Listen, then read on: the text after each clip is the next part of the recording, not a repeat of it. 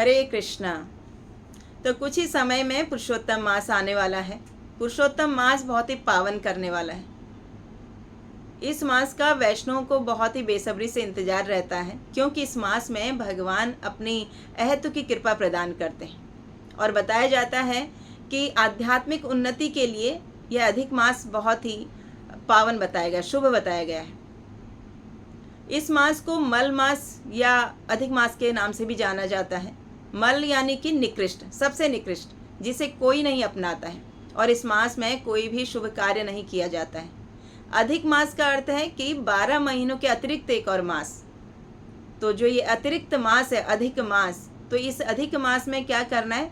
अधिक से अधिक भक्ति करनी है भगवान को प्रसन्न करने के लिए, है ना। तो इसीलिए भगवान इस मास में अपनी अहेतु की कृपा प्रदान करते हैं, और आध्यात्मिक उन्नति के लिए ये मास बहुत ही शुभ बताया गया है। इसलिए भक्तों को, वैष्णवों को बेसब्री से इस मास का इंतजार रहता है।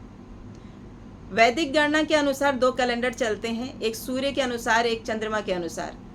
तो सूर्य अपना ग्रह क्षेत्र का कार्य 365 दिन में पूरा करते हैं, और चंद्रमा अपना ग्रह कार्य का जो क्षेत्र का कार्य है उसे 354 दिन में पूरा करते हैं। तो इस तरह हर साल 11 दिन का अंतर आता है।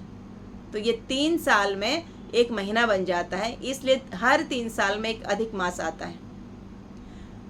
तो बताते हैं कि इसी अधिक मास में भगवान नरसिंह देव का भी प्राकट्य हुआ था।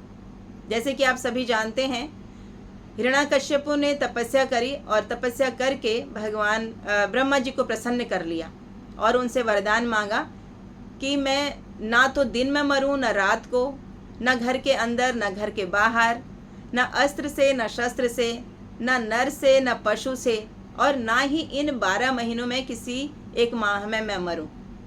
और ब्रह्मा जी ने हिरण्याकश्यपु को वरदान दे दिया, तथास्तु कह के। तब भगवान श्री कृष्ण ने एक 13वां महीना प्रकट किया, जिसे बोलते हैं अधिक मास। इस मास में नरसिंह देव के रूप में भगवान प्रकट होते हैं और हिरण्याकश्यपु का उद्धार करते हैं।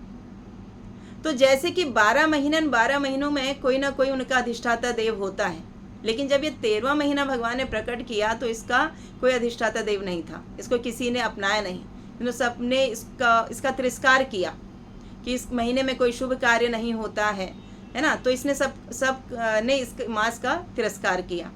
तो ये मास बहुत दुखी हुई ये देवी, और ये रोते हुए जाती हैं भगवान नारायण के पास।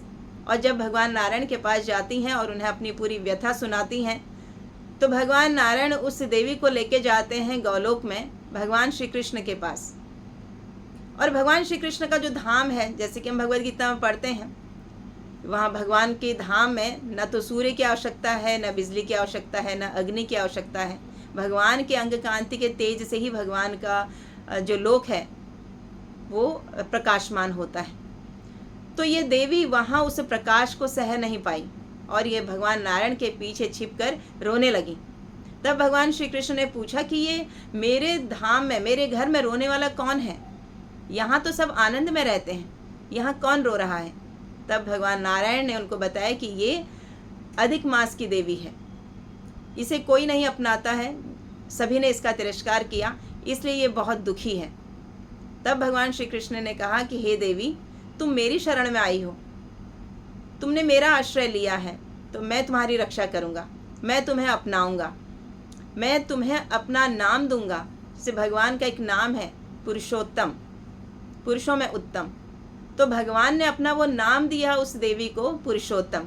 और भगवान ने कहा यही इतना ही नहीं, मैं तुम्हें अपनी वो सारी शक्तियाँ भी प्रदान करता हूँ। जो भी भक्त मुझे प्रसन्न करने के लिए मेरी भक्ति करते हैं, तपस्या करते हैं, उनको जो मैं वरदान देने की जो शक्ति मुझ में है, वो शक्ति भी मैं तुम्हें प्रदान करता हूँ। इस प्रकार उस देवी को भगवान ने अपना नाम भी दिया, और भगवान ने अपनी शक्तियाँ भी उसको प्रदान की।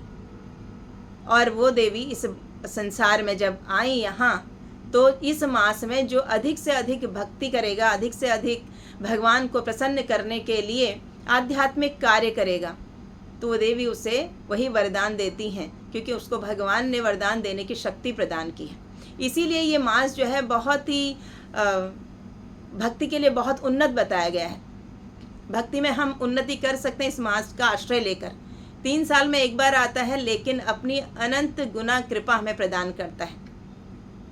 जिस प्रकार से कार्तिक जो है हर साल आता है और कार्तिक में की गई भक्ति 100 गुना फल देती है, इसी प्रकार से ये जो अधिक मास है, जिसको पुरुषोत्तम मास नाम दिया है भगवान के द्वारा, तो ये पुरुषोत्तम मास 3 साल में एक बार आता है और इसमें की गई भक्ति, जप, तप, दान इत्यादि का जो हमें लाभ प्राप्त होता है वो 1000 गुना प्राप्त होता है। तो इसलिए यह अधिक मास, ये पुरुषोत्तम मास बहुत ही विशेष है, तो इस मास का हमें लाभ उठाना चाहिए।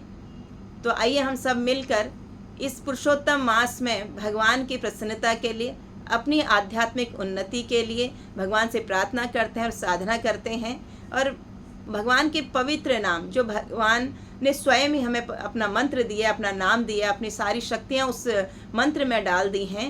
हरे कृष्ण कृष्ण कृष्ण हरे हरे, हरे राम राम राम हरे हरे। इस मंत्र का हम अधिक से अधिक जप करें, ग्रंथों का अध्ययन करें, भगवान की कथाओं का श्रवण करें, धामवास करें, पवित्र नदियों में स्नान करें। तो इस प्रकार से हम भगवान को प्रसन्न करके इस पुरुषोत्तम मास का लाभ ले सकते हैं। हरे कृष्णा।